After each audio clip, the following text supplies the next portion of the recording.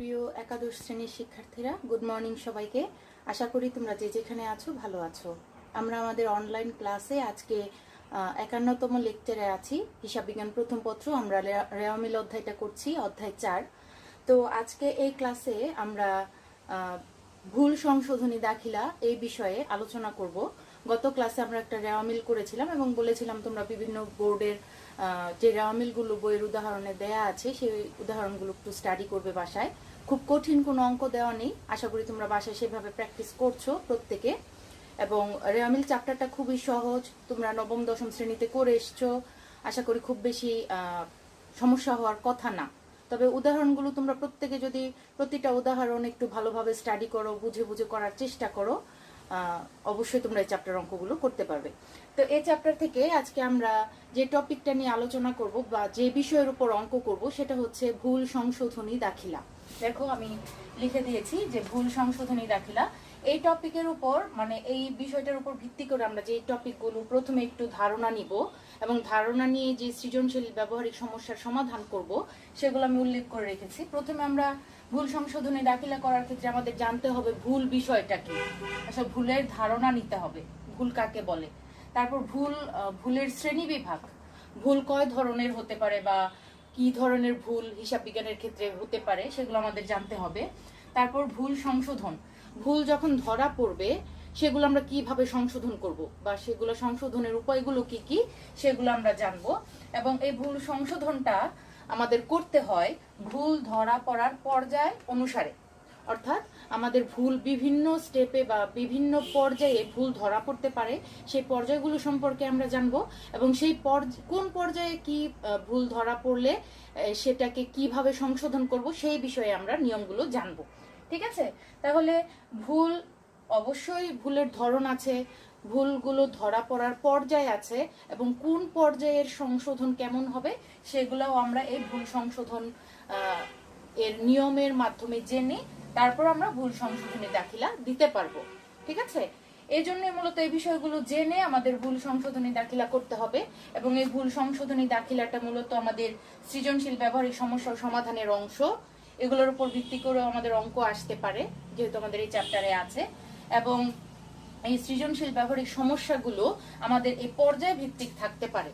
সমস্যাগুলো যে উদ্দীপকগুলো যেগুলো দেওয়া থাকবে সেগুলো এই পর্যায় অনুসারে দেওয়া থাকতে পারে।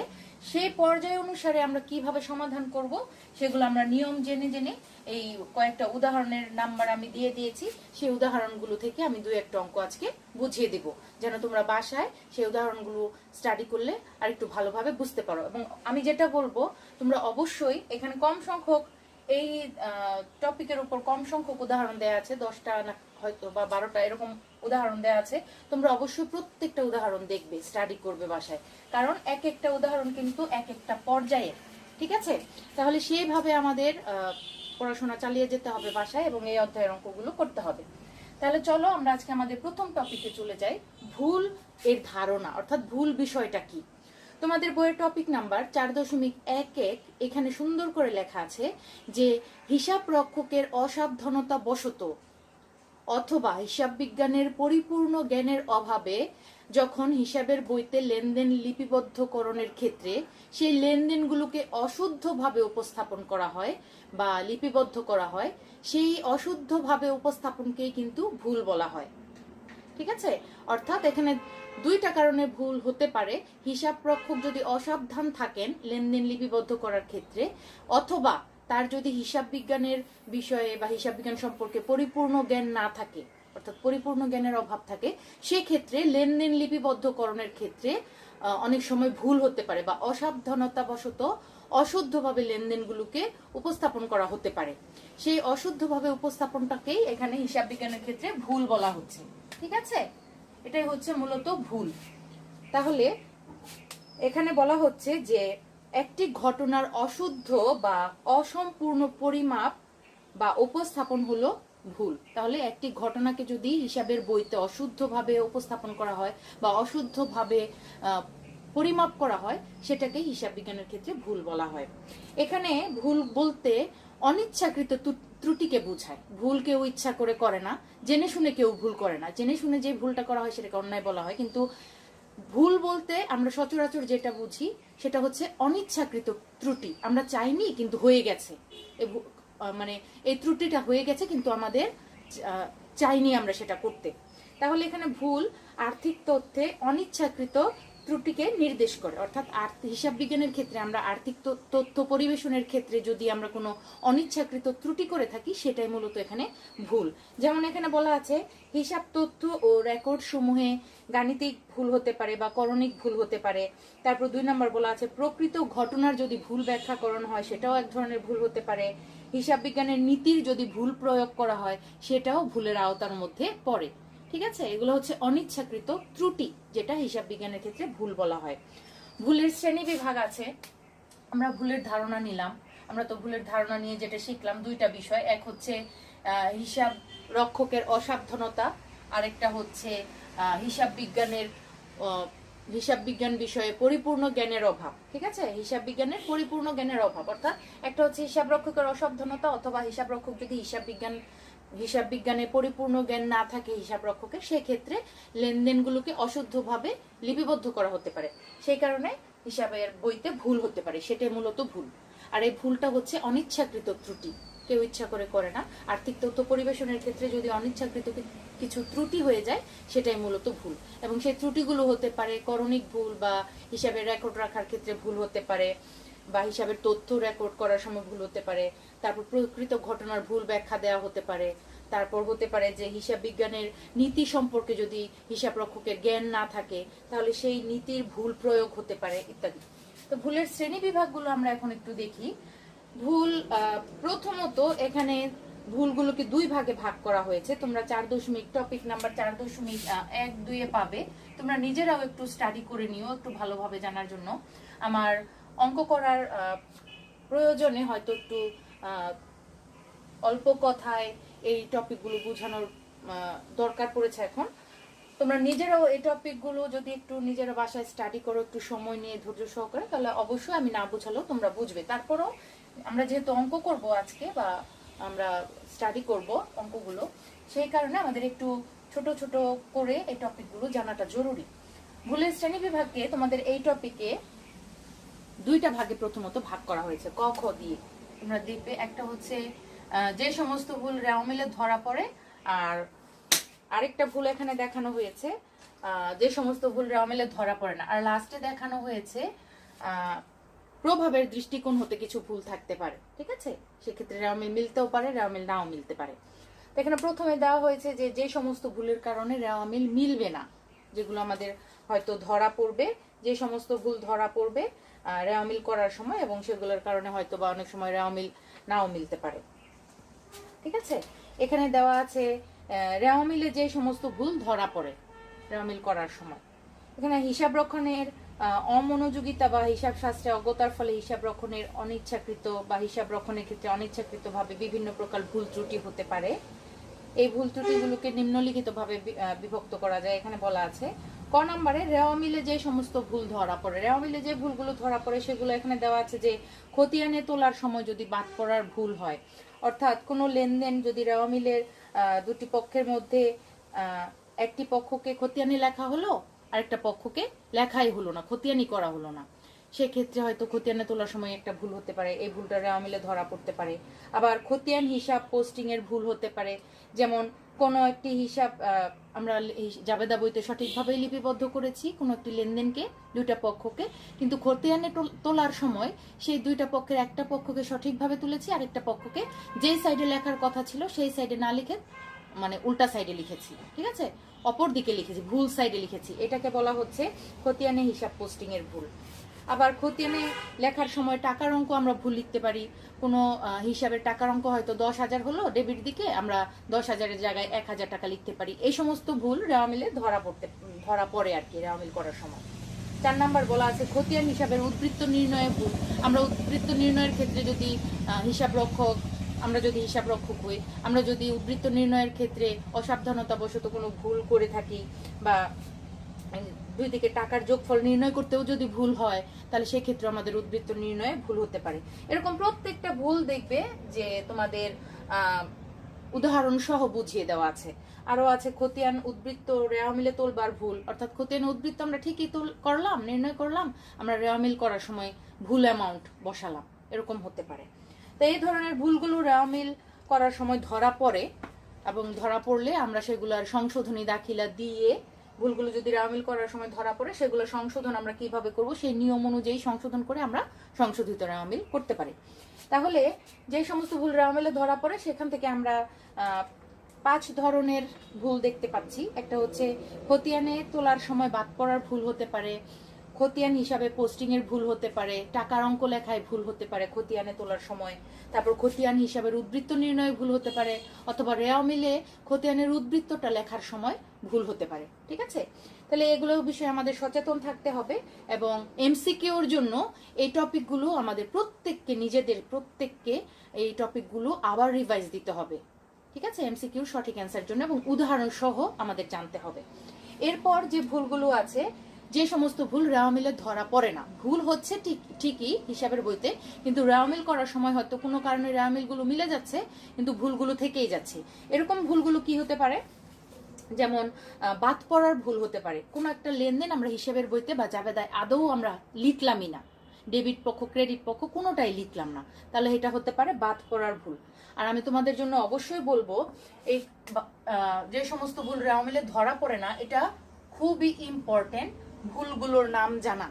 কারণ তোমাদের এই সৃজনশীল ব্যবহারিক সমস্যা ও সমাধানে এইখান থেকে প্রশ্ন আসে, ক খ গ এর যে কোনো একটা বা দুইটা প্রশ্ন, যে উপরোক্ত উদ্দীপক থেকে বা লেনদেনগুলো থেকে কোনগুলো বাদ পড়ার ভুল, কোনগুলো বেদাখিলার ভুল, অথবা কোনগুলো একতরফা ভুল, বা কোনগুলো নীতিগত ভুল, এরকম পরিপূরক ভুল, এই ভুলগুলো নির্ণয় করো বা ভুলের পরিমাণগুলো দেখাও। সুতরাং এই ধরনের প্রশ্ন কিন্তু এই খ নাম্বার থেকে, যে সমস্ত ভুল রেওয়া মিলে ধরা পড়ে না, এই টপিকের অধীনে কিন্তু ম্যাক্সিমাম প্রশ্ন থাকে ভুল সংশোধনী দাখিলার ক্ষেত্রে। তাই আমি তোমাদের বলবো এই টপিকটা খুব ভালোভাবে তোমরা পড়বে, এবং কোন ধরনের ভুল হলে সেটাকে কি নামে চিহ্নিত করা হয় সেই নামগুলো তোমরা ভালোভাবে জানবে। ঠিক আছে, সংজ্ঞাগুলো ভালোভাবে শিখে রাখবে, যেন তোমরা সৃজনশীল অঙ্কের সঠিক সমাধানটা করতে পারো, সঠিক অ্যান্সার করতে পারো। তাহলে বাদ পড়ার ভুলটা আমরা এখানে দেখতে পাচ্ছি, যেটা রেওয়া মিল করার সময় ধরা পড়ে না, কিন্তু কোনটাকে বাদ পড়ার ভুল বলা হয়? যেই লেনদেনের দাখিলা আদৌ দেওয়া হয় নাই হিসাবের বইতে, অর্থাৎ হিসাবের বইতে যে লেনদেনটা বা ঘটনাটাকে কোনো পক্ষ বিশ্লেষণ করে আদৌ হিসাবের বইতে লেখা হয়নি, সেটাকে বলা হয় বাদ পড়ার ভুল। যেমন পণ্য ক্রয় করা হলো নগদ 1000 টাকা, এই লেনদেনটা হিসাবের বইতে আমরা তুললামই না, আমরা মানে তুলতে ভুলে গেলাম বা স্কিপ করে গেলাম, বা অসাবধানতা বশত এই লেনদেনটাকে আমরা দেখলামই না। আমাদের লেনদেন কিন্তু সংগঠিত হয়েছে ঠিকই, কিন্তু আমাদের হিসাবের বইতে কিন্তু এই লেনদেনের কোনো প্রমাণ নেই, আমরা তুলিনি। এটা হচ্ছে বাদ পড়ার ভুল। 2 নম্বর হচ্ছে লেখার ভুল। আমরা যদি হিসাবের বইতে কোনো লেনদেনের কোনো একটা পক্ষের সঠিক যত টাকা লেখার কথা সেই টাকা না লিখে যদি আমরা প্রকৃত টাকা অপেক্ষা কম বা বেশি লিখি, তবে সেটাকে বলা হয় লেখার ভুল। যেমন বেতন প্রদান করা হলো 10,000 টাকা, আমরা লিখলাম বেতন হিসাবে 1000 টাকা, বেতন হিসাব ডেবিট 1000 টাকা, এটাকে বলা হয় লেখার ভুল। ঠিক আছে, আবার হচ্ছে পরিপূরক ভুল। পরিপূরক ভুলটা এখানে একটা সুন্দর সংজ্ঞা দেয়া আছে, যদি একটি ভুলের দ্বারা অপর এক বা একাধিক ভুলের পূরণ হয়ে যায় তবে তাকে পরিপূরক ভুল বলে। এই ভুলের কারণে রেওয়া মিল মিলে কিন্তু ভুলটা কিন্তু থেকেই যায়। তাহলে পরিপূরক ভুল কোনটা? এমনও হতে পারে ডেবিট দিকে একটা নির্দিষ্ট অ্যামাউন্টের ভুল আমরা করেছি, হয়তোবা ডেবিট দিকে কোনো একটা হিসাবে আমরা 10 টাকা কম লিখেছি, অন্যদিকে আমরা অন্য কোনো লেনদেনের ক্ষেত্রে আবার ক্রেডিট দিকেও 10 টাকা কম হয়তো কোনো একটা হিসাবে লেখা হয়েছে। এটা আমাদের ভুলের কারণে হতে পারে, এটা আমরা নিশ্চিত হয়ে করিনি, আমরা জেনে শুনে করিনি, কিন্তু অ্যাক্সিডেন্টলি এরকম হয়ে যায়। ডেবিট দিকেও 10 টাকা কম লেখা হলো কোনো একটা পক্ষকে, আবার অন্য কোনো একটা লেনদেনে ক্রেডিট দিকে কোনো একটা পক্ষকে 10 টাকা কম লেখা হলো। এই যে ডেবিটেও 10 টাকা কম, ক্রেডিটেও 10 টাকা কম, এর কারণে কিন্তু রেওয়া মিল মিলে যাবে ঠিকই, কিন্তু ভুলটা কিন্তু থেকেই যাবে।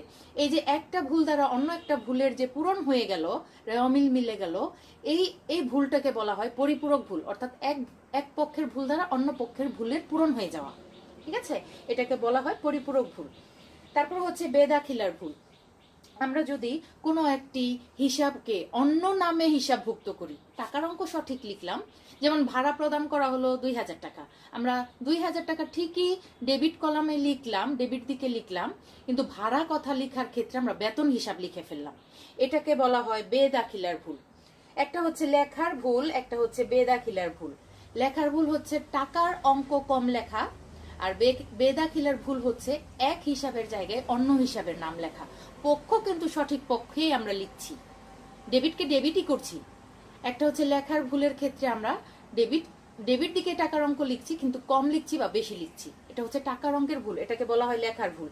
আর আরেকটা হচ্ছে বেদাখিলার ভুল, এক হিসাবের জায়গায় অন্য হিসাবের নাম দেওয়া, আমরা সঠিক দিকে লিখছি, সঠিক টাকায় লিখছি, কিন্তু এক নামের জায়গায় অন্য নাম ইউজ করা, সেটাকে বলা হয় বেদাখিলার ভুল। এরপর হচ্ছে নীতিগত ভুল। নীতিগত ভুলটা খুব মজার।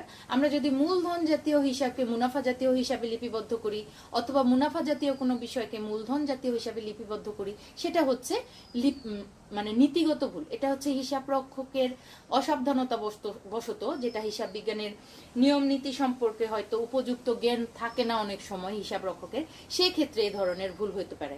যেমন আমরা আসবাবপত্র ক্রয় করলাম, এটার জাবেদা কি হবে? আসবাবপত্র হিসাব ডেবিট, নগদান হিসাব ক্রেডিট।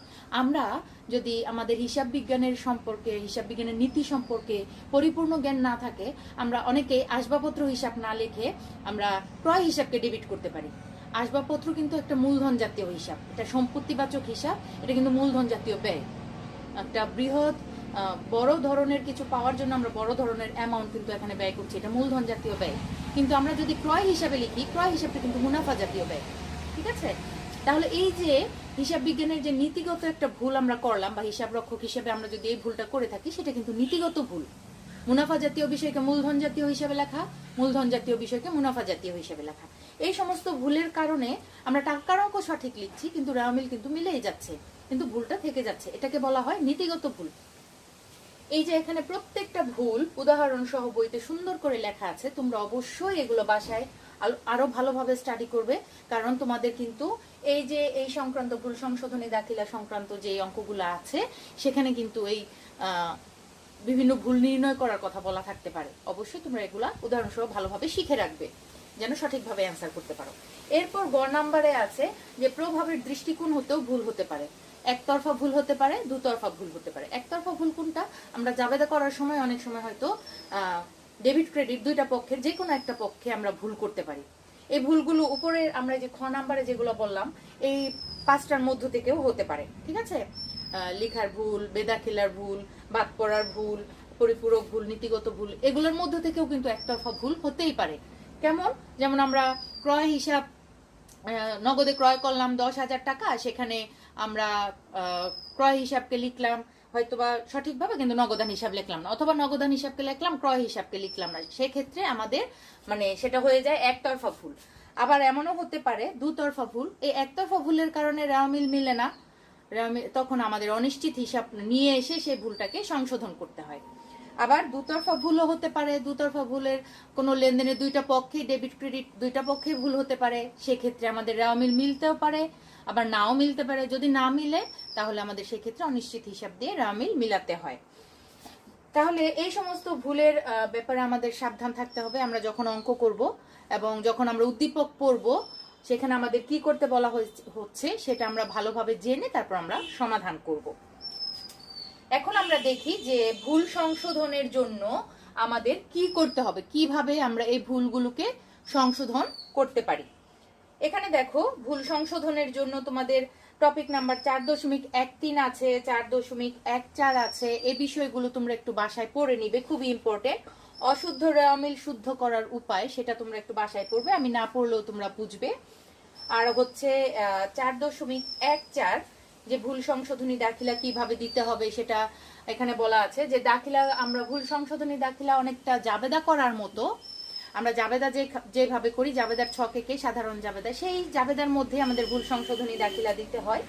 এবং কোন পর্যায়ে ভুল ধরা পড়লে কি ধরনের সংশোধনী দাখিলা আমরা দিব, সেগুলো দেখো তোমাদের টপিক নাম্বার 4.15 বলা আছে। 4.15, ঠিক আছে? সেখানে দেখো 3টা পর্যায়ের কথা বলা আছে। রেওয়ামিল তৈরির পূর্বে ভুল ধরা পড়তে পারে, এই যে দেখো আমি তোমাদের এখানে দিয়ে দিয়েছি।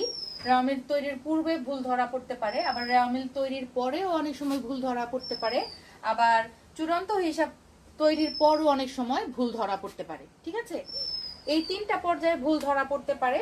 এই চূড়ান্ত হিসাব বলতে এখানে আর্থিক বিবরণীকে বোঝাচ্ছে, আর্থিক বিবরণী তৈরির পরের ভুল হতে পারে।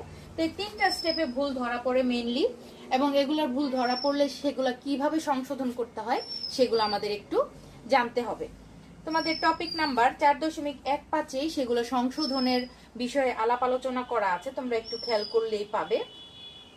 এখানে সুন্দরভাবে লিখে দেওয়া আছে, দেখো, রেওয়া মিল তৈরির পূর্বের ভুল সংশোধন। সেক্ষেত্রে যদি একতরফা ভুল হয়, রেওয়া মিল তৈরির পূর্বে যদি কোনো ভুল হয়, সেক্ষেত্রে যদি একতরফা ভুল হয় সেক্ষেত্রে আমরা কোনো জাবেদা দিতে পারি না, কারণ সেই রেওয়া মিল তৈরির আগে আমরা কিন্তু অনিশ্চিত হিসাবকে নিয়ে আসি না। সেক্ষেত্রে আমরা হয়তোবা একটা লাইনে লিখে দিয়ে যে এই পক্ষকে যদি ডেবিট করতে ভুল হয়ে যায় তাহলে এই হিসাবকে বা এই পক্ষকে ডেবিট করে ভুল সংশোধন করা হলো, এইভাবে আমরা লিখে সংশোধন করতে পারি। কিন্তু যদি এমন হয় যে দুই পক্ষেরই ভুল হয়ে যায়, ডেবিটকে ক্রেডিট লিখলাম বা অন্য হিসাবের নাম দিয়ে হিসাবভুক্ত করলাম, সেই ক্ষেত্রে কিন্তু আমরা সেই ভুলটা সংশোধন করতে পারি। যে ভুলটাকে আমরা তুলে দিব সেটাকে আমরা যদি যে হিসাব করেছিলাম, ভুল করে যে হিসাব করেছিলাম সেটাকে উল্টিয়ে দিলেই আমাদের কিন্তু সেই ভুলটা চলে যায়। আমরা কিন্তু হিসাব বিজ্ঞানের ক্ষেত্রে হিসাবের বইতে ভুল সংশোধন করার জন্য কোনো ইরেজার ইউজ করতে পারি না বা কাটাকাটি করা যায় না। তোমরা তোমাদের এই টপিক নাম্বারেই পাবে, 4.15 এই টপিক নাম্বারেই পাবে। শুরুতেই লেখা আছে যে হিসাবে ভুল হলে সেটাকে মুছে ফেলে বা কাটাকাটি করে সেই ভুলকে কিন্তু সংশোধন করা যাবে না হিসাব বিজ্ঞানের ক্ষেত্রে, সেগুলো সংশোধনী দাখিলার মাধ্যমে সংশোধন করতে হবে। এখানে বলা আছে যদি রেওয়া মিল তৈরির পূর্বের ভুল হয় সেটাকে আমাদের সংশোধন করার ক্ষেত্রে একতরফা ভুলের ক্ষেত্রে বা একটা পক্ষের ভুল হলে সেখানে আমরা কোনো দাখিলা দিতে পারি না, অর্থাৎ সেখানে অনিশ্চিত হিসাব নিয়ে আসা যায় না, তখন একটা লাইন লিখে আমাদের সেটাকে সংশোধন করতে হয়। এখানে উদাহরণ সহ দেওয়া আছে, ঠিক আছে। আবার যদি উভয় পক্ষের ভুল হয়, যেমন আমরা আসবাবপত্র ক্রয়কে আমরা ক্রয় হিসাবে দেখিয়েছি, এটাকে যদি আমরা সংশোধন করতে যাই তাহলে আমাদের ক্রয় হিসাবটাকে উঠিয়ে দিতে হবে, অর্থাৎ ক্রয়কে আমরা ভুলবশত ডেবিট করেছিলাম, এটাকে সম্পূর্ণ তুলে দিতে হলে আমাদের উল্টা হিসাব করতে হবে, ক্রয়কে তখন ক্রেডিট করে সঠিক হিসাবকে তখন ডেবিট করতে হবে। যখন যেখানে যেটা করার কথা সেটা করব, আর অন্য কোনো পক্ষকে যদি আমরা ভুলবশত নিয়ে আসি সেটাকে উঠিয়ে দেওয়ার জন্য উল্টা করে দিব সেটাকে। এটা হচ্ছে রেওয়া মিল তৈরির পূর্বের ভুলের সংশোধন, ঠিক আছে, এরকম। আর যদি পরের ভুল হয়, রেওয়া মিল তৈরির পরে যদি কোনো ভুল হয় সেক্ষেত্রে এক পক্ষের ভুল হলে আমরা অনিশ্চিত হিসাব নিয়ে এসে সেই ভুলটাকে সংশোধন করতে পারি। 2 নম্বরে দেখো আছে রেওয়া মিল তৈরির পরের ভুল সংশোধন। এক্ষেত্রে যদি এক পক্ষের ভুল হয়, যেমন মজুরি প্রদান করা হলো 2000 টাকা, সেখানে আমরা মজুরি হিসাবকে 200 টাকা দিয়ে লিখেছি, যেটা একতরফা রেওয়া মিল তৈরির পূর্বের ভুলেও আমরা সেই উদাহরণটা কিন্তু এখানে দেখানো হয়েছে যে মজুরি হিসাবে 2000 টাকার পরিবর্তে 200 টাকা লেখা হয়েছে ডেবিট দিকে। তাহলে এটা তো এক পক্ষের ভুল, নগদান হিসাবে কোনো ভুল হয়নি। এই এক পক্ষের ভুলের ক্ষেত্রে রেওয়া মিল তৈরির পূর্বে যদি হয় সেক্ষেত্রে ভুলটা সংশোধনের জন্য কোনো দাখিলা দেওয়ার প্রয়োজন নেই, সরাসরি খতিয়ানে গিয়ে মজুরি হিসাবের খতিয়ানে গিয়ে ভুল লিখে ডেবিট সাইডে অশুদ্ধ পোস্টিং লিখে আমাদের আরো কত টাকা কম লিখেছি সেই কমটা তখন আবার ডেবিট কলামে বা খতিয়ানের ডেবিট সাইডে সেই কতটুকু কম লিখেছি সেই কমটা লিখে তখন আমাদের খতিয়ানে শুদ্ধ করা হয় সেটাকে, কিন্তু দাখিলা দেয়া যায় না, যেটা রেওয়া মিল তৈরির পূর্বের ভুল হয়। আর যদি পরের ভুল হয় সেক্ষেত্রে আমরা দাখিলা নিয়ে আসতে পারি যে মজুরি হিসাব ডেবিট আমরা কম লিখেছি, কত 2000-এর জায়গায় 200 লিখেছি, অর্থাৎ আমরা 1800 টাকা কম লিখেছি, সেই মজুরি হিসাব তখন আমরা ডেবিট করব 1800 টাকা দিয়ে, আর অনিশ্চিত হিসাব নিয়ে এসে সেটাকে ক্রেডিট করব 1800 টাকা দিয়ে, যদি এক পক্ষের ভুল হয় এবং সেটা যদি রেওয়া মিল তৈরির পরের ভুল হয়, ঠিক আছে। রেওয়া মিল তৈরির পরের ভুল, একটা হচ্ছে পূর্বের, একটা হচ্ছে পরের। একটা এখানে দুইটা হতে পারে, এক পক্ষ আর উভয় পক্ষ। উভয় পক্ষের ভুল হলে দাখিলা হবে, আর এখানে দাখিলা আমরা দিতে পারবো সংশোধনী দাখিলা, আর এক পক্ষের ভুল হলে দাখিলা হবে না, দাখিলা হবে না বা জাবেদা হবে না। এক্ষেত্রেও আমাদের রেওয়া মিল তৈরির পরের যদি ভুল হয়, এখানে এক পক্ষ হলে দাখিলা হবে, উভয় পক্ষ হলে আমরা আরো সহজে দাখিলা দিতে পারবো, ভুলটাকে আমরা তুলে দিয়ে উল্টা করে দিয়ে সঠিকটাকে সঠিক হিসাবে লিখতে পারবো। এখানে উভয় ক্ষেত্রে আমাদের আমরা দাখিলা দিতে পারবো, ঠিক আছে।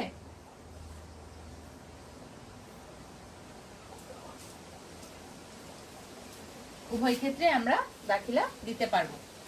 যদি এক পক্ষের ভুল হয় তাহলে অনিশ্চিত হিসাব নিয়ে এসে আমরা সংশোধন করব, আর উভয় পক্ষের ভুল হলে আমরা যে হিসাবটা থাকার কথা না সেটাকে উঠিয়ে দিব, উল্টা করে দিব, ডেবিট হলে ডেবিটকে ক্রেডিট করে দিব। আর যদি একদম হিসাবটা বাদই পড়ে যায়, হিসাবটাকে আমরা সঠিকভাবে লিখবো, আর সঠিক হিসাবের জায়গায় আমরা সঠিক হিসাব নিয়ে আসবো। আর যদি আর্থিক বিবরণী প্রস্তুতের পর বা চূড়ান্ত হিসাব তৈরির পর যদি ভুল হয়, সেক্ষেত্রে আমাদের মুনাফা জাতীয় বিষয়গুলোর জন্য তখন আমরা নাম ইউজ করব না। যেমন মজুরি, বেতন, ভাড়া বা ক্রয় বিক্রয়, এগুলোর জন্য আমরা ক্রয় বিক্রয় নাম ইউজ করব না মুনাফা জাতীয় হিসাবগুলোর জন্য। সেক্ষেত্রে আমরা আয় সারাংশ হিসাব নিয়ে আসবো, কারণ আমরা মুনাফা জাতীয় বিষয়গুলো কিন্তু বিশদায় বিবরণীতে বসাই। তখন এই নামের পরিবর্তে আমাদের আয় সারাংশ হিসাবটা লিখতে হবে, এবং অপরদিকে অনিশ্চিত হিসাব নিয়ে এসে আমাদের ভুলটাকে সংশোধন করতে হবে। ঠিক আছে, মুনাফা জাতীয় বিষয়ের জন্য শুধুমাত্র। কিন্তু সম্পত্তি বা দায়বাচক হিসাবের ক্ষেত্রে, অর্থাৎ মূলধন জাতীয় বিষয়ের ক্ষেত্রে, তখন আমরা সেগুলো সঠিক নামেই বসাবো।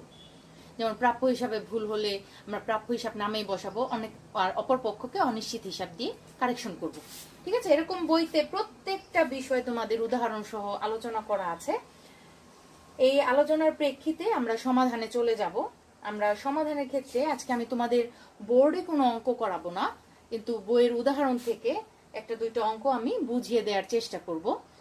আর সেখানে তোমাদের আরেকটা টপিক হচ্ছে যে অনিশ্চিত হিসাব বিষয়টা কি, সেটা তোমাদের টপিক নাম্বার 4.16-এ তোমাদের লেখা আছে। তোমরা এই টপিকটা একটু পড়বে। ঠিক আছে, অনিশ্চিত হিসাব। আমরা যে ভুল সংশোধনের ক্ষেত্রে বা রেওয়ামিল শুদ্ধ করার ক্ষেত্রে অনিশ্চিত হিসাবকে টেনে নিয়ে আসি, এই অনিশ্চিত হিসাবটা কি আসলে? অনিশ্চিত হিসাবকে ইংলিশে সাসপেন্স অ্যাকাউন্ট বলা হয়। আসলে এই সাসপেন্স অ্যাকাউন্ট আমরা কখন ব্যবহার করতে পারি বা কেন, এই হিসাবটা কি, তখন আমরা এই টপিকটা যখন পড়বো 4.16, সেটা আমরা আরো ভালো করে বুঝবো।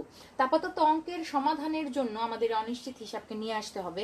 রেওয়ামিলের উভয় পক্ষের গড়মিল হলে আমরা এক পক্ষে যদি গড়মিল হয়, তখন আমরা সেটাকে সমান করার জন্য অনিশ্চিত হিসাব নিয়ে আসি।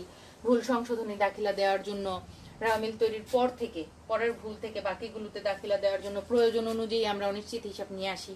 তো এই সমস্ত ক্ষেত্রে আমাদের অনিশ্চিত হিসাবের প্রয়োজন হয়। তোমরা এটা সম্পর্কে আর একটু ভালো ধারণা নিয়ে রাখবে।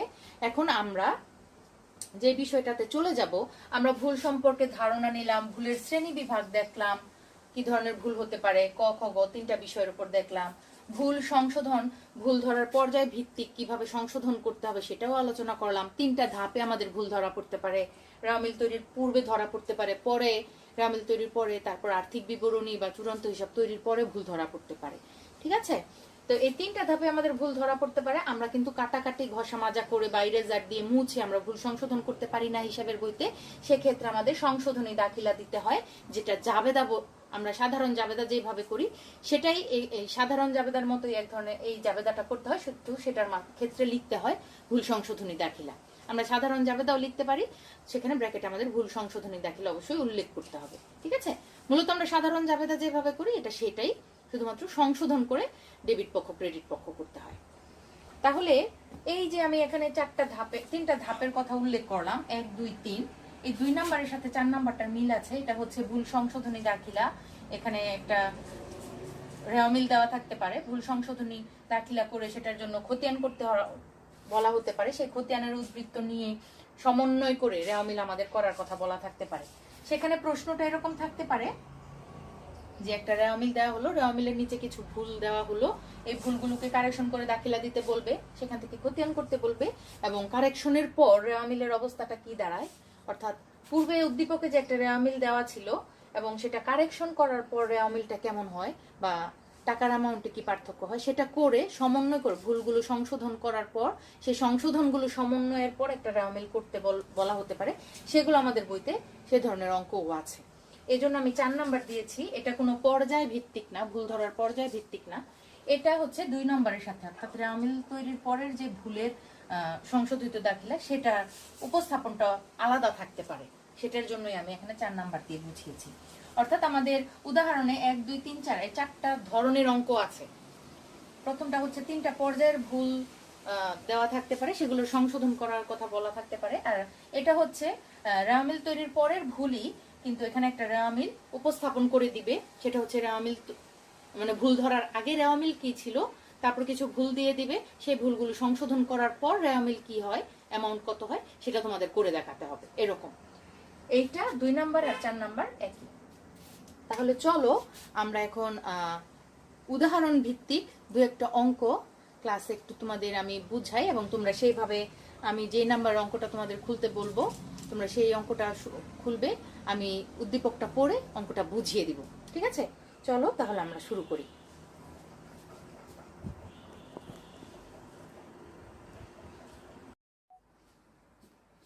আমি তোমরা যে হিসাব বিজ্ঞান প্রথম পত্র বইটা 2020 সংস্করণ ইউজ করছো বা পড়ছো, তোমরা সেই বইটা সামনে রাখো। সেখান থেকে আমি তোমাদের জন্য 43 নাম্বার যে অঙ্কটা আছে 603 পৃষ্ঠা, ঠিক আছে, 2020 সংস্করণে হিসাব বিজ্ঞান প্রথম পত্র বই যেটা আমরা পড়ছি এখন, সেখানে তোমরা 603 পৃষ্ঠায় 43 নাম্বার যে অঙ্কটা দেওয়া আছে সেটা একটু খেয়াল করো। এখানে সমাধান সহই দেওয়া আছে।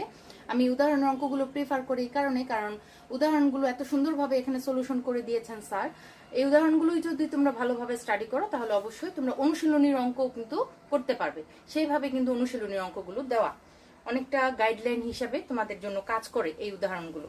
তো 43 নাম্বার অঙ্কটা যে উদ্দীপকটা দেয়া আছে এবং যে করণীয়গুলো আছে সেটা একটু খেয়াল করো, যে এই ভুল সংশোধনী দাখিলার জন্য আমাদের প্রশ্নটা কেমন থাকতে পারে, সেটার সমাধান কিভাবে করতে হতে পারে। এখানে বলা আছে নিম্নলিখিত ভুলগুলো রেওয়া মিল তৈরির পূর্বে ধরা পড়েছে। 1 নাম্বার বলা আছে যে মিস্টার রহিমের নিকট হতে 1500 টাকার পণ্য ক্রয় ভুল করে বিক্রয় বইতে লিপিবদ্ধ করা হয়েছে।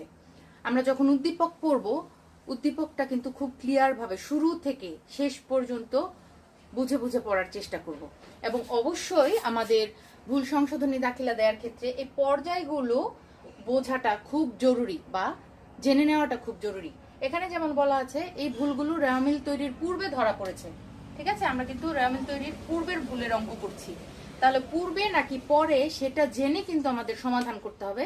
তাই একবার পড়ে যদি আমরা না বুঝি, প্রয়োজনে আরেকবার আমাদের অঙ্কটা বা উদ্দীপকটা পড়তে হবে, প্রশ্নটা পড়তে হবে যে ভুলগুলো কি রেওয়া মিল তৈরির পূর্বে হয়েছে নাকি পরে হয়েছে। এখানে তো ক্লিয়ার করে কিছু বলা নেই, আমরা কিভাবে বুঝবো? উদ্দীপক পড়েই হয়তো অনেক সময় বোঝা যাবে, আবার অনেক সময় একদম নির্দিষ্ট করে বলেই দেয়া থাকতে পারে। এখানে যেমন শুরুতেই বলা আছে যে এই ভুলগুলো রেওয়া মিল তৈরির পূর্বে ধরা পড়েছে। পূর্বে ভুল ধরা পড়লে সেগুলো কিভাবে সংশোধন করতে হয় আমরা জানি, আমরা প্রত্যেকেই জানি, ইতিমধ্যে একটু আগে আমরা শিখেছি। সেই নিয়ম মেনটেন করেই আমরা সমাধান করব। তাহলে রেওয়া মিল তৈরির পূর্বে যে ভুল ধরা পড়েছে, 1 নাম্বার বলা আছে মিস্টার রহিমের নিকট হতে 1500 টাকার পণ্য ক্রয়, আমরা পণ্য ক্রয় করেছি কিন্তু ভুল করে সেটা বিক্রয় বইতে লিপিবদ্ধ করা হয়েছে। বিক্রয় হিসাবে না, কিন্তু বিক্রয় বইতে। যদি বিক্রয় বইতে লিপিবদ্ধ করা হয় তাহলে বিষয়টা কেমন হয়ে গেল না? বইতে লিপিবদ্ধ করলে তো আমাদের দুইটা বিষয় থাকে, দেনাদার হিসাব এবং বিক্রয় হিসাব, বিক্রয় বইতে। তাহলে সেই ক্ষেত্রে আমাদের দেনাদার হিসাব লেখা হয়েছে, বিক্রয় হিসাব লেখা হয়েছে, কিন্তু লেখার কথা ছিল কিন্তু ক্রয় হিসাব ও পাওনাদার হিসাব, ঠিক না? তাহলে এটা টোটালি দুই পক্ষের ভুল করা হয়েছে, এবং রেওয়া মিল তৈরির পূর্বে যদি দুই পক্ষেরই ভুল হয় সেটাকে কিন্তু কারেকশন করা যায় দাখিলা দেওয়ার মাধ্যমে। তাহলে এখানে দাখিলাটা দেখো, আমরা যখন দেখবো সমাধানে আগে করণীয়গুলো দেখে নিই। 2 নম্বরে বলা হয়েছে রবিনের নিকট বিক্রয় বাবদ 2500 টাকা তার হিসাবে ক্রেডিট করা হয়েছে। এখানে কিন্তু শুধুমাত্র তার হিসাবে ভুল হয়েছে, ঠিক আছে? আমরা রবিনের নিকট বিক্রি করেছিলাম কিন্তু তার হিসাবে আমরা ক্রেডিট করেছি 2500 টাকা। রবিনের নিকট বিক্রয় করলে আমাদের কি হয়? দেনাদার হিসাব ডেবিট হয় আর বিক্রয় হিসাব ক্রেডিট হয়। আমরা রবিনকে ডেবিট না করে রবিনকেও ক্রেডিট করে দিয়েছি বিক্রয়ের সাথে। বিক্রয় কিন্তু কোনো ভুল হয়নি, শুধুমাত্র বলা হয়েছে তার হিসাবে ক্রেডিট করেছি। তার হিসাবকে আমাদের ডেবিট করার কথা ছিল, দেনাদার হিসাবকে কিন্তু আমরা ক্রেডিট করেছি। এটা হচ্ছে এক পক্ষের ভুল, যেটা রেওয়া মিল তৈরির পূর্বে যদি ধরা পড়ে তাহলে সেই ভুলটাকে কিন্তু দাখিলা দেওয়ার মাধ্যমে সমাধান করা যায় না, খতিয়ানে সরাসরি পোস্টিং দিতে হয়। এখানে আমরা দেখব কিভাবে আসলে সমাধানটা করা হয়েছে। 3 নম্বর বলা আছে অফিসের আসবাবপত্র ক্রয়ের জন্য প্রদত্ত 1000 টাকা অফিস খরচ হিসাবে চার্জ করা হয়েছে, ঠিক আছে? অফিসের আসবাবপত্র ক্রয়ের জন্য আমরা 1000 টাকা দিয়েছি আসবাবপত্র ক্রয় হিসাবে, কিন্তু আমরা আসবাবপত্র ক্রয়কে অফিস খরচ হিসাবে চার্জ করেছি। আমরা কিন্তু এখানে একটা নীতিগত ভুল করে ফেলেছি। আসবাবপত্র ক্রয় করা হলে আসবাবপত্র হিসাব ডেবিট হয়, কিন্তু এখানে আসবাবপত্র না লিখে আমরা অফিস খরচ হিসাব লিখে ফেলেছি, মূলধন জাতীয়কে মুনাফা জাতীয়তে লিখে ফেলেছি। এটা কিন্তু একটা ভুল, এবং এই ভুলটাকে কিন্তু দাখিলা দেওয়ার মাধ্যমে সংশোধন করা যাবে। অফিস খরচকে আমরা তুলে দিব, বাদ দিয়ে দিব, তাহলে অফিস খরচ যা করেছিলাম ভুল করে সেটাকে আমরা উল্টে দিব, আর আসবাবপত্রকে যেখানে নিয়ে আসার কথা আমরা সেটাই করব। ঠিক আছে। এরপর 4 নাম্বার, হাসানের বেতন বাবদ প্রদত্ত 3000 টাকা তার ব্যক্তিগত হিসাবে ডেবিট করা হয়েছে। বেতন হিসাব ডেবিট করার কথা ছিল, আমরা হাসান হিসাবকে ডেবিট করে ফেলেছি। ঠিক আছে। এখানে তাহলে একটা পক্ষেরই ভুল হয়েছে, এবং এই পক্ষকে একটা পক্ষের ভুল হলেও আমাদের কিন্তু মানে বেদাখিলার ভুল হয়েছে, অন্য নাম দিয়ে আমরা ভুল করে ফেলেছি। এখানে সঠিক দাখিলা কিন্তু আমরা দিতে পারি। হাসানকে আমরা ফেলে দিব, অর্থাৎ হাসানের নামটা আমরা উঠিয়ে দিব, যেটা হওয়ার কথা না, বাদ দিয়ে দিব, আর আমরা বেতন হিসাবকে নিয়ে আসার কথা সেটাকে আমরা নিয়ে আসব অবশ্যই। তারপর হচ্ছে ক্রয় বইয়ের যোগফল 200 টাকা কম দেখানো হয়েছে। তাহলে ক্রয় বইয়ের যোগফল যদি 200 টাকা কম দেখানো হয়, তাহলে ক্রয় হিসাবটাকে এখানে আমাদের 200 টাকা দিয়ে বাড়িয়ে আমাদের যোগফলটাকে সঠিক করে দিতে হবে। সেখানে আর পাওনাদারকে টানাটানির দরকার নেই, আমরা ক্রয় হিসাবকেই শুধু খতিয়ানে পোস্টিং দিয়ে এক পক্ষে যেহেতু ভুল হয়েছে, ক্রয় হিসাবের যোগফল বা ক্রয় বইয়ের যোগফল 200 টাকা কম দেখানো হয়েছে, তাহলে ক্রয় হিসাবে আমরা 200 টাকা দিয়ে তখন সেটাকে ডেবিট করে দিব, খতিয়ানে পোস্টিং করব সরাসরি, আর দাখিলা দেওয়ার প্রয়োজন নেই। তারপর 6 নাম্বার বলা আছে, মালিক কর্তৃক কারবারে প্রদত্ত 2000 টাকা বিক্রয় হিসেবে দেখানো হয়েছে। আচ্ছা, 6 নাম্বারও এখানে দেখো, মালিক কারবারে টাকা দিলে সেটা মূলধন হিসাব দেখাতে হয়, আমরা মূলধন হিসাব না দেখে বিক্রয় হিসাবকে ক্রেডিট করেছি। এটা একটা নীতিগত ভুল হয়েছে। এখন এটা সঠিক করার জন্য আমরা বিক্রয় হিসাবকে তুলে দিব, বাদ দিয়ে দিব, আর মূলধন হিসাবকে নিয়ে আসার কথা সেটা নিয়ে আসবো। 7 নাম্বার, একজন খরিদ্দারের নিকট হতে 350 টাকা মূল্যের পণ্য ফেরত পাওয়া গিয়েছে। এটা হচ্ছে একজন খরিদ্দার যদি পণ্য আমাদের কাছে ফেরত দেয়, সেটা হচ্ছে বিক্রয় ফেরত, এবং মজুদ পণ্যের অন্তর্ভুক্ত করা হয়েছে, কিন্তু এ বাবদ হিসাবের বইতে কোনো এন্ট্রি দেওয়া হয়নি। ঠিক আছে। তাহলে মজুদ পণ্যের অন্তর্ভুক্ত করা হলেও এখানে যেহেতু কোনো এন্ট্রি দেওয়া হয়নি, এখানে ভুল করা হয়েছে ঠিকই, কিন্তু কোনো ভুলের কোনো দাখিলা দেওয়া হয়নি, তাই আমরা সরাসরি মজুদ পণ্যের অন্তর্ভুক্ত যেই পণ্য ফেরত আসলে আমরা মজুদ পণ্যের অন্তর্ভুক্ত করব, এটাই স্বাভাবিক। কারণ পণ্য আমাদের কাছে ফেরত আসলে সেটা ওই সমাপনী মজুদ পণ্যের সাথেই যুক্ত হয়, আমরা যে পণ্যগুলো ক্রয় করে গুদামে রেখেছি সেখানেই চলে যায়, এবং সেটা মজুদ পণ্যের অন্তর্ভুক্ত করা হবে, এটা স্বাভাবিক বিষয়। তাহলে যে কাজটা করা হয়েছে যে খরিদ্দারের নিকট থেকে পণ্য ফেরত এসেছে, এটার কোনো দাখিলা দেওয়া হয়নি, তাহলে এটা সঠিক যে জাবেদা দাখিলা সেটা আমরা দিব। বিক্রয় ফেরত হলে বিক্রয় ফেরত ডেবিট, আর এটা যেহেতু দেনাদারের কাছ থেকে আসে, ওই দেনাদারের হিসাব ক্রেডিট করে দিব। ঠিক আছে। তাহলে এখানে ক নাম্বার আমাদের করতে বলা হয়েছে, একতরফা ভুলের পরিমাণ নির্ণয় করো। আমাদের এখানে এক পক্ষের ভুল হয়েছে 2 নাম্বার এবং 5 নাম্বার। রবিনের নিকট বিক্রয় বাবদ 2500 টাকা তার হিসাবে ক্রেডিট করা হয়েছে। ঠিক আছে। এটা হচ্ছে এক পক্ষের ভুল। বিক্রয় হিসাবকে সঠিকভাবেই লেখা হয়েছে, কিন্তু রবিনকে ডেবিট করার কথা ছিল, রবিনকেও ক্রেডিট করা হয়েছে। এটা হচ্ছে এক পক্ষের ভুল, এটা মানে সংশোধন করার জন্য কোনো দাখিলা দেয়া যাবে না। তাহলে এটা যেহেতু এক পক্ষের ভুল, এটা আমরা নিয়ে আসতে পারি। ক নাম্বার সমাধানটা কিভাবে করা হয়েছে দেখো, একতরফা ভুলের পরিমাণ নির্ণয়। রবিনের নিকট বিক্রয় বাবদ 2500 টাকা তার হিসাবে ক্রেডিট করা হয়েছে, টাকার কলামে টাকাটা লিখে দিয়েছে। আরেকটা এক পক্ষের ভুল হয়েছে, ক্রয় বইয়ের যোগফল 200 টাকা কম দেখানো হয়েছে। এখানে ক্রয় বইয়ের যোগফল বলতে আমরা ক্রয় হিসাবকেও দেখাতে পারতাম, ক্রয় বইতে যেহেতু ক্রয় এবং পাওনাদার দুইটাই থাকে, কিন্তু এখানে ক্রয় বইয়ের যেহেতু ক্রয় কথাটা উল্লেখ করা হয়েছে, তাহলে আমরা এখানে ধরে নিব যে ক্রয় বইয়ের যোগফল বললেও ক্রয় হিসাবের যোগফলকে এখানে বোঝানো হচ্ছে। তাহলে আমরা ক্রয় হিসাবকে শুধু 200 টাকা দিয়ে বাড়িয়ে দিব, এবং সেটা খতিয়ানে গিয়ে করতে হবে, আমরা এটার জাবেদা দাখিলা দিতে পারবো না। 5 নাম্বারও হচ্ছে আরেকটা একতরফা ভুল, এখানে সেভাবে উপস্থাপন করে সমাধান করা আছে, তোমরা দেখবে। খ নাম্বার বলা হয়েছে, উপরোক্ত ভুলগুলো সংশোধনের জন্য জাবেদা দেখাও। আমরা জানি ভুল সংশোধন করার জন্য আমাদের দাখিলা দিতে হয়, ভুল সংশোধনী দাখিলা, সেটা সাধারণ জাবেদার যে ছক আমরা করি সেইভাবেই দিতে হয়। আমরা প্রেজেন্টেশনটা এইভাবে করব, আমরা প্রতিষ্ঠানের বা ব্যক্তির নাম লিখবো যেই নামে আমাদের প্রশ্নটা দেওয়া, তারপর আমরা লিখবো সাধারণ জাবেদা, ব্র্যাকেটে অবশ্যই লিখবো ভুল সংশোধনী দাখিলা। তোমাদের এক এক উদাহরণে এক এক ভাবে সমাধানটা প্রেজেন্টেশন করা আছে। কোনো জায়গায় লেখা আছে প্রকৃত জাবেদা, ব্র্যাকেটে লেখা আছে ভুল সংশোধনী দাখিলা। কোনো জায়গায় লেখা আছে সাধারণ জাবেদা, ভুল সংশোধনী দাখিলা। আবার কোনো জায়গায় সরাসরি ভুল সংশোধনী দাখিলা লেখা আছে, সাধারণ জাবেদা বা প্রকৃত জাবেদা লেখা নেই। তোমরা যেটা কমফোর্ট ফিল করো বা যেটাই তোমাদের কাছে সহজবোধ্য মনে হয়, তোমরা সেভাবেই সুন্দর করে লিখবে, কিন্তু যেটাই লেখো না কেন ভুল সংশোধনী দাখিলা যে দিচ্ছ এটা যেন উল্লেখ থাকে। ঠিক আছে। আর জাবেদার কলামগুলো, ছকের কলামগুলো সেই সাধারণ জাবেদার ছকের মতোই হবে। তারিখ, বিবরণ, খতিয়ান পৃষ্ঠা, ডেবিট টাকা, ক্রেডিট টাকা, সবাই ফুল ফর্মে শব্দগুলো ইউজ করবে। এবং তারিখের জায়গায় এখানে যেহেতু আমাদের কোনো তারিখ নেই প্রশ্নের মধ্যে, ক্রমিক নাম্বার দেওয়া, আমাদের ক্রমিক নাম্বার দেওয়া থাকলেও আমরা কিন্তু তারিখ কথাটাই উল্লেখ করব। এখানে আমরা ভিতরে ক্রমিক নাম্বারগুলো 1-2 করে দিতেও পারি, না দিলেও সমস্যা নেই। যেহেতু এটা ক্রমিক নাম্বার, আমাদের না দিলেও এখানে কোনো নাম্বার কাটবে না। অনেক অঙ্কে দেওয়া ক্রমিক নাম্বারগুলো, অনেক অঙ্কে আবার দেওয়া নেই। উদাহরণে না দেওয়াটাই আমার মনে হয় ভালো। তবে তোমরা যদি ক্রমিক নাম্বারগুলো দিতে চাও, তারিখ কথাটা উল্লেখ করবে, কিন্তু ভিতরে নাম্বারগুলোই দিবে। এখানে কিন্তু আবার ভুল করে ক্রমিক নাম কথাটা লিখো না। তাহলে দেখো এখানে সমাধানটা যেটা করেছে খ নাম্বার, আমি শুধু খ নাম্বার বুঝিয়ে দিই, যেহেতু আমরা ভুল সংশোধনী দাখিলা করছি। গ নাম্বারটা তোমরা নিজেরাও বুঝতে পারবে, পড়ে সমাধান করা আছে। 1 নাম্বার হচ্ছে রহিমের নিকট হতে 1500 টাকার পণ্য ক্রয় ভুল করে বিক্রয় বইতে লেখা হয়েছে। তাহলে বিক্রয় বইটাকে আমরা, যেহেতু বিক্রয় বইতে দেনাদার এবং বিক্রয় হিসাব থাকে, আমরা এই দুইটা হিসাবকে উল্টিয়ে দিব বাদ দেওয়ার জন্য, কারণ এটা তো আমাদের আসার কথাই না হিসাবের বইতে, আমরা বাদ দিয়ে দিব টোটালি। তাহলে সেখানে আমরা বিক্রয় হিসাবকে ডেবিট করব। আগে ভুলটাকে সংশোধন করি, ঠিক আছে? যেগুলোকে উঠিয়ে দেওয়ার কথা সেগুলোকে আমরা তুলে দেই। তাহলে বিক্রয় হিসাবকে আমরা ফেলে দিচ্ছি, বিক্রয় হিসাব ডেবিট করব। আর দেনাদার হিসাব আমরা ডেবিট করেছিলাম, সেটাকে ক্রেডিট করব। বিক্রয় বইতে দেনাদার ডেবিট থাকে, আমরা দেনাদারকে ক্রেডিট করে দেব। তাহলে বিক্রয় বইয়ের যে হিসাবটা আমরা করেছিলাম সেটা টোটালি বাদ হয়ে গেল। এখন আমরা সঠিক হিসাবটাকে নিয়ে আসি। ক্রয় বইয়ের, এখন আমরা যেহেতু ক্রয় হিসাব আমরা করেছিলাম, পণ্য ক্রয় করেছিলাম, তাহলে আমরা ক্রয় বইতে এটাকে নিয়ে যাই। তাহলে এখানে আমরা ক্রয় হিসাব ডেবিট দেখাবো 1500 টাকা। আর যেহেতু আমরা মিস্টার রহিমের কাছ থেকে নিয়েছিলাম, পাওনাদার হিসাব বা প্রদেয় হিসাব মিস্টার রহিম, তাকে ক্রেডিট করব 1500 টাকা দিয়ে। এখানে টাকার অঙ্কে কোনো সমস্যা নেই, ঠিক আছে? শুধু আমাদের সঠিক হিসাব নিয়ে এসে সঠিকভাবে উপস্থাপন করতে হবে। তাহলে দেখো বইতে সেভাবে করা, ক্রয় হিসাব ডেবিট, এখানে সঠিকটা নিয়ে আসার জন্য ক্রয়কে ডেবিট করতে হবে, আর ভুলটাকে বাদ দেওয়ার জন্য বিক্রয় হিসাবকে ডেবিট করতে হবে সংশোধন করার জন্য। আমাদের বিক্রয়ের প্রয়োজন নেই।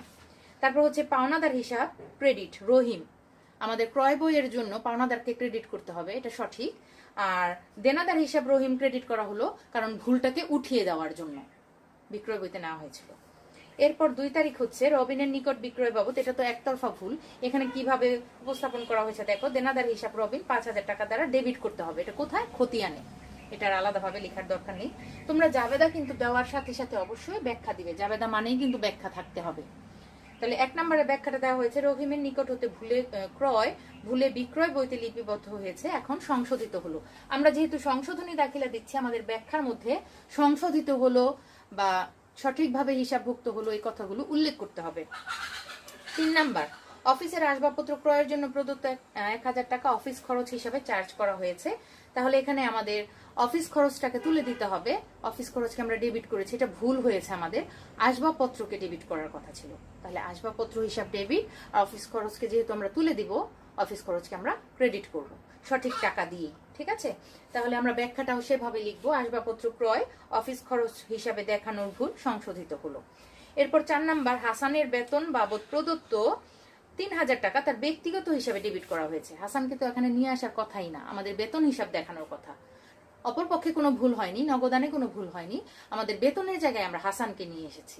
তাহলে আমরা হাসানকে ক্রেডিট করে দিব আর বেতনকে ডেবিট করব। 4 নাম্বার দেখো সেটাই করেছে, বেতন হিসাব ডেবিট আর পাওনাদার হিসাব হাসান ক্রেডিট। হাসান যেহেতু বেতন পায় অফিস থেকে, অবশ্যই উনি পাওনাদার, আর আমরা তাকেই ডেবিট করেছিলাম, তাই এখানে পাওনাদার হিসাব নাম দিয়ে হিসাবটা উল্লেখ করা হয়েছিল, তাই পাওনাদার দিয়েই আবার সংশোধন করা হলো। তাহলে পাওনাদার হিসাব হাসান ক্রেডিট, টাকার অঙ্ক সঠিকই থাকবে।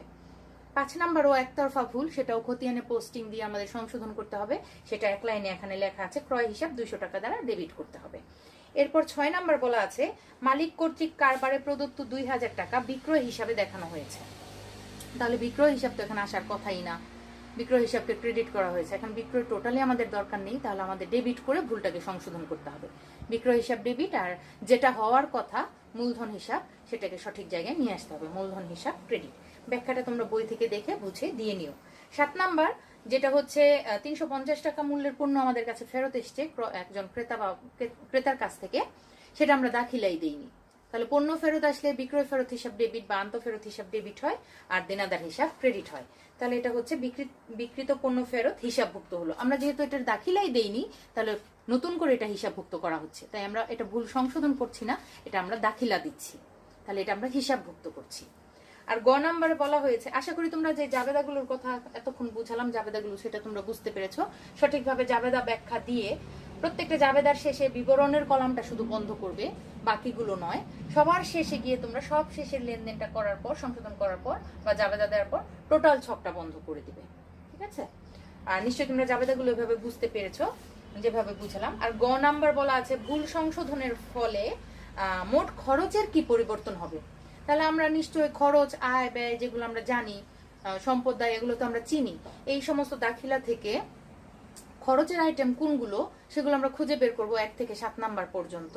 এবং এই খরচগুলো আমরা ডেবিট করছি, বাড়াচ্ছি সংশোধনের মাধ্যমে নাকি কমাচ্ছি, সেগুলো একটু দেখে দেখে আমরা সেইভাবে লিখে দিব। দেখো এখানে উপস্থাপনটা বলা আছে, ভুল সংশোধনের ফলে মোট খরচের পরিবর্তন।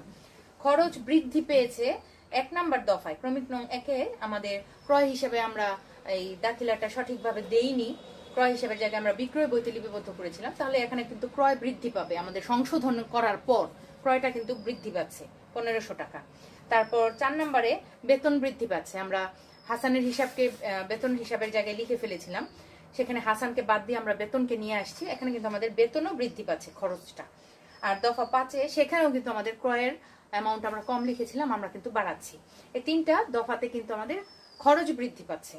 আর খরচ হ্রাস পাচ্ছে 3 নাম্বার দফায়, যেটা আমরা আসবাবপত্র কিনে খরচকে ডেবিট করেছিলাম, এখন এই খরচকে কিন্তু আমাদের উঠিয়ে দিতে হচ্ছে। আমাদের আসবাবপত্র কিন্তু সম্পত্তিবাচক হিসাব, খরচটাকে উঠিয়ে দিয়ে সম্পত্তিটাকে নিয়ে আসা হচ্ছে, তাহলে খরচটা কিন্তু এখানে হ্রাস পাচ্ছে। ঠিক আছে?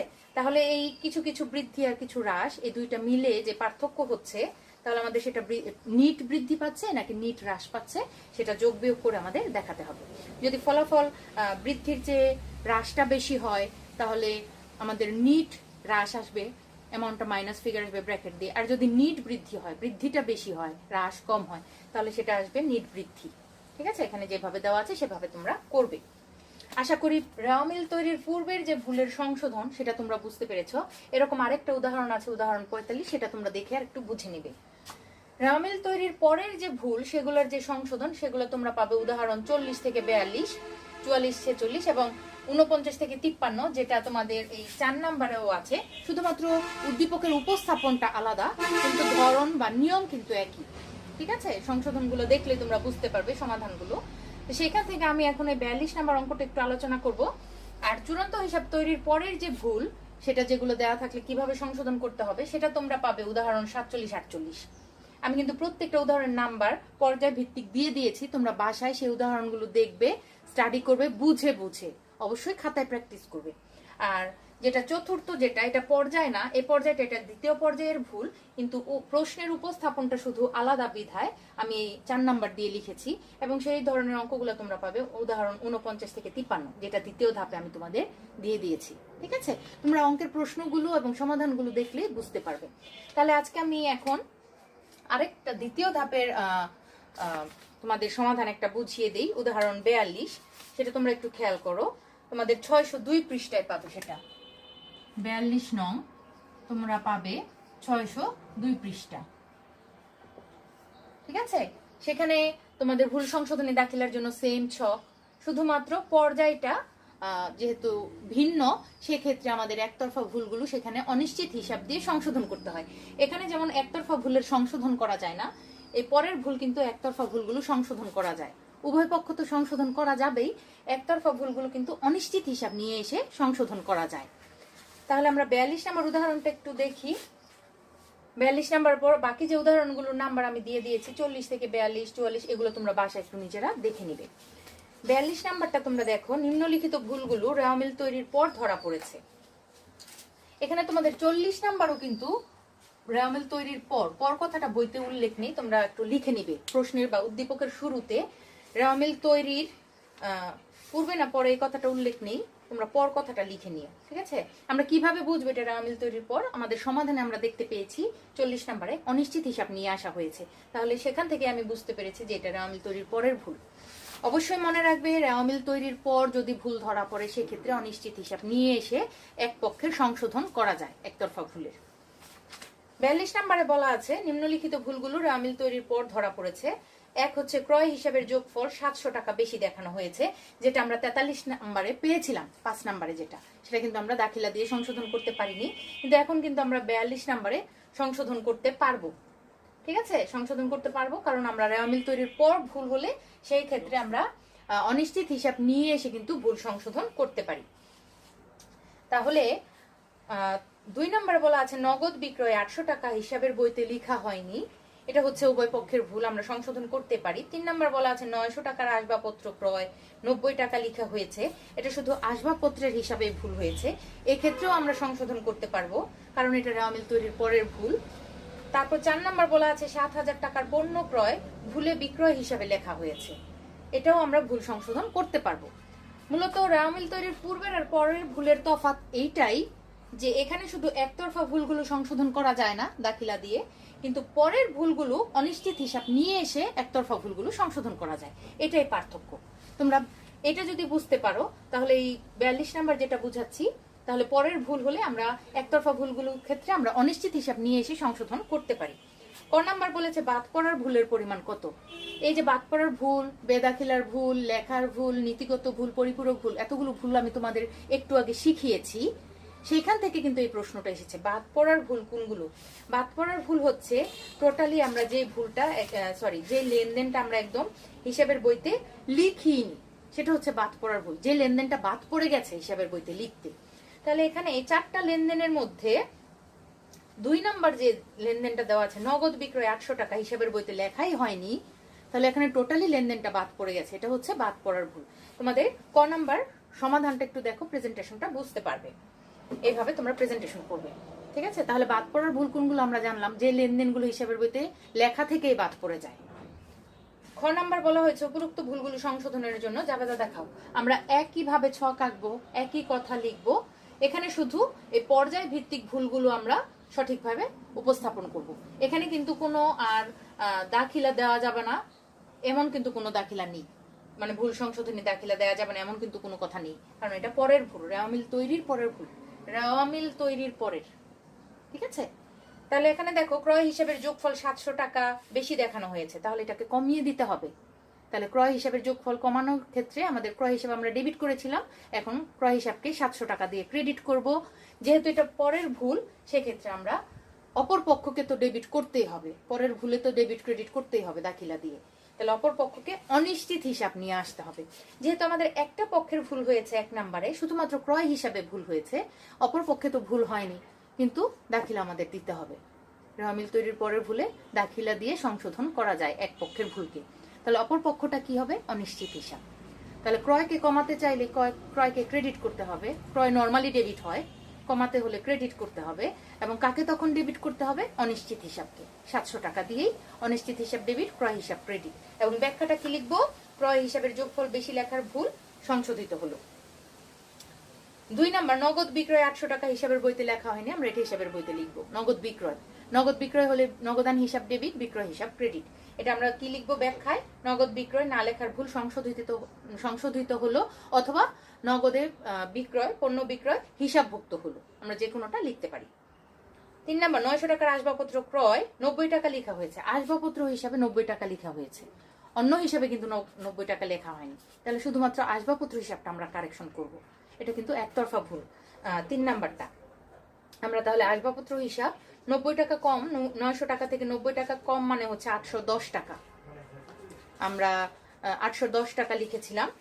তাহলে আসবাবপত্র 90 টাকা কম লেখা হয়নি, 90 টাকা লেখা হয়েছে, তাহলে 810 টাকা কম লেখা হয়েছে।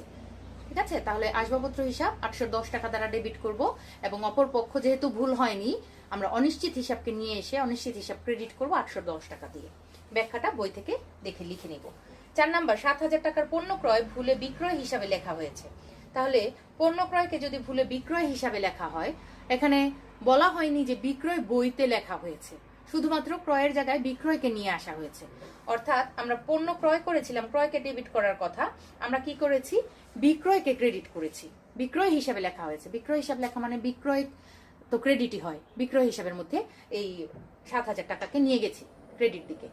তাহলে বিক্রয় হিসাবকে আমাদের তুলে দিতে হবে, বিক্রয় হিসাবকে ডেবিট করতে হবে, এবং যেটা যে জায়গায় আসার কথা সেই সঠিক স্থানে সঠিক হিসাবটা লিখতে হবে। তাহলে ক্রয় হিসাবকে নিয়ে আসবো, বিক্রয় হিসাবকে তুলে দিব। বিক্রয় হিসাবকে তুলে দিতে হলে বিক্রয় হিসাব ডেবিট করতে হবে 7,000 টাকা দিয়ে। ক্রয় হিসাবকে সঠিক স্থানে বসাতে হলে ক্রয় হিসাবকে ডেবিট করতে হবে। তাহলে আমরা দুইটা ডেবিট পাচ্ছি। ক্রেডিট করব কাকে? এক্ষেত্রে আমরা অনিশ্চিত হিসাবকে ক্রেডিট করব। ঠিক আছে? এই ভুলটা যদি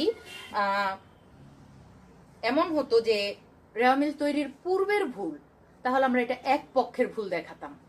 এখানে আমরা এটা দাখিলা দিয়ে সংশোধন করতে পারতাম না, কারণ আমাদের ক্রয় হিসাব ভুলে বিক্রয় হিসাবে লেখা হয়েছে। যদি বিক্রয় বইতে লেখা হয়ে যেত তাহলে আমরা কিন্তু দেনাদার নিয়ে এসে ওই যেমন আমরা একটু আগে 43 নম্বর অঙ্কটা করেছি, ভুলে বিক্রয় বইতে লেখা হয়ে গেছে, সেইভাবে আমরা কারেকশন করতাম।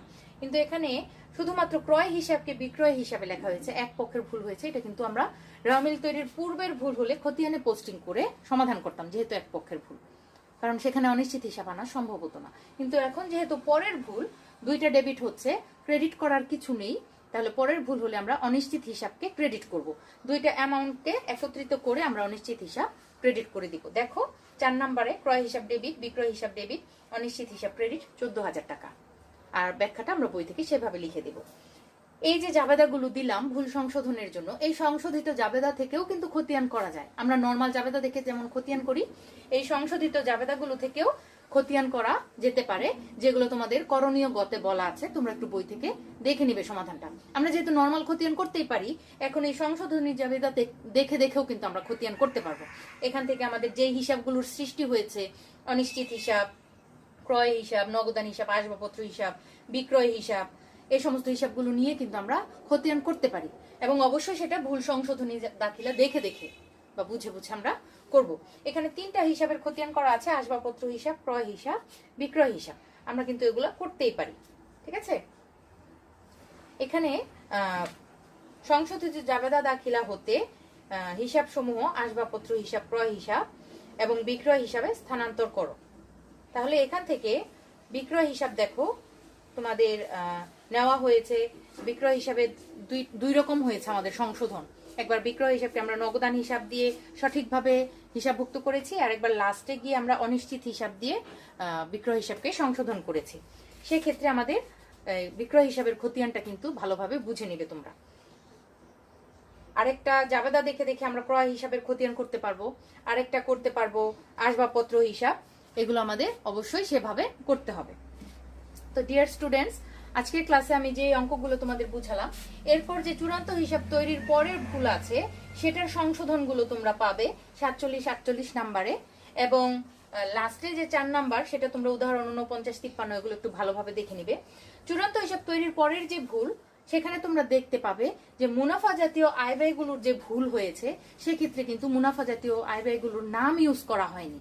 সেই নামের ক্ষেত্রে আয় সারাংশকে নিয়ে আসা হচ্ছে, এবং অপর পক্ষকে যদি সেটা অপর পক্ষ যদি কোনো মূলধন হিসাব না হয় বা সম্পত্তি দায়বাচক হিসাব না হয়, অপর পক্ষকে অনিশ্চিত হিসাব নিয়ে এসে সংশোধন করা হচ্ছে। কিন্তু মূলধন জাতীয় হিসাবে যদি কোনো ভুল হয়, মূলধন জাতীয় বলতে এখানে সম্পদ দায়কেই বোঝানো হচ্ছে। মূলধন জাতীয় ব্যয় বা মূলধন জাতীয় আয়, যেমন এখানে হতে পারে সম্পত্তিবাচক হিসাব, দায়বাচক হিসাব। যদি সেই ক্ষেত্রে যদি কোনো ভুল হয়, দেনাদার পাওনাদারের ক্ষেত্রে বা কোনো সম্পত্তির ক্ষেত্রে, ঋণের ক্ষেত্রে, এমন যদি ভুল হয়, সেই ক্ষেত্রে কিন্তু সেই হিসাবগুলোর নামই বসছে, অপর পক্ষকে অনিশ্চিত হিসাব নিয়ে এসে কারেকশন করা হচ্ছে। অর্থাৎ চূড়ান্ত হিসাব তৈরির পরের ভুলকে সংশোধন করতে গেলে দুইটা বিষয় খেয়াল রাখতে হবে। সেই ভুলটা কি মুনাফা জাতীয় হিসাবের ভুল? তাহলে মুনাফা জাতীয় হিসাবের ভুল হলে মুনাফা জাতীয় হিসাবের নাম লেখার পরিবর্তে আমরা আয় সারাংশকে নিয়ে আসব, অপর পক্ষকে অনিশ্চিত হিসাব লিখে আমাদের সংশোধন করতে হবে। আর যদি সম্পত্তি বা দায়বাচক হয়, সেক্ষেত্রে আমরা সম্পত্তি বা দায়ের নাম লিখে অপর পক্ষকে অনিশ্চিত হিসাব দিয়ে সংশোধন করব। সেটা তোমরা তোমাদের টপিক নাম্বার, তোমরা তো উদাহরণ 47-48 পাবেই, তোমাদের টপিক নাম্বার কিন্তু এই কি বলে 4.15 অবশ্যই সেখানে পাবে, যে আর্থিক বিবরণী প্রস্তুতের পরের ভুল সংশোধন 3 নাম্বারে দেওয়া আছে, সেগুলো তোমরা দেখে বুঝতে পারবে। আশা করি যে ভুল মেইনলি তোমাদের বেশিরভাগ প্রশ্ন বা বেশিরভাগ অঙ্ক রেওয়া মিল তৈরির পরের ভুল দিয়েই করা, তাই এই বিষয়টা একটু তোমাদের ভালোভাবে জানা থাকতে হবে। এই পর্যায়ের সংশোধনগুলো একটু ভালোভাবে শিখে রাখতে হবে এবং সেখান থেকে কিভাবে সংশোধিত রাওমিল করা যায় সেটা জানার জন্য এই 4 নাম্বার স্টেপটা অর্থাৎ উদাহরণ 49 থেকে 53 একটু জানতে হবে এবং বাকি যে দুইটা পর্যায় আছে প্রথম এবং 3 নাম্বার সেই সম্পর্কেও আমাদের ধারণা নিয়ে রাখতে হবে এই উদাহরণগুলো দেখে দেখে। তো ডিয়ার স্টুডেন্টস, আজকের ক্লাস এ পর্যন্তই থাক। আমাদের আজকের ক্লাসের মাধ্যমে আমরা রাওমিল চ্যাপ্টারটা ক্লোজ করছি। পরবর্তী ক্লাসে আমরা যদি দেখি যে আমাদের চতুর্থ সপ্তাহের যে অ্যাসাইনমেন্ট দেওয়া হয়েছে সেটার উপর তোমাদের অ্যাসাইনমেন্টের ক্লাস নেওয়ার প্রয়োজন আছে তাহলে আমি নিব, আর তা না হলে আমরা হিসাব বিজ্ঞান দ্বিতীয় পত্র থেকে আমাদের অধ্যায় 4 যৌথ মূলধনী কারবারের মূলধন, ঠিক আছে, এই চ্যাপ্টারটা আমরা শুরু করব অধ্যায় 4 হিসাব বিজ্ঞান দ্বিতীয় পত্র থেকে। সবাই তাহলে হিসাব বিজ্ঞান দ্বিতীয় পত্র বইটা নিয়ে সেদিন প্রস্তুত থাকবে। আর যদি আমি বলি যে অ্যাসাইনমেন্ট ভিত্তিক ক্লাস হবে তাহলে আমরা সেই অনুসারেই পরবর্তী ক্লাসটা করব। তাহলে পরবর্তী ক্লাসে আবার সবার সাথে কথা হবে নতুন কোনো টপিক নিয়ে। ততদিন পর্যন্ত সবাই ভালো থাকো, সুস্থ থাকো। ধন্যবাদ সবাইকে।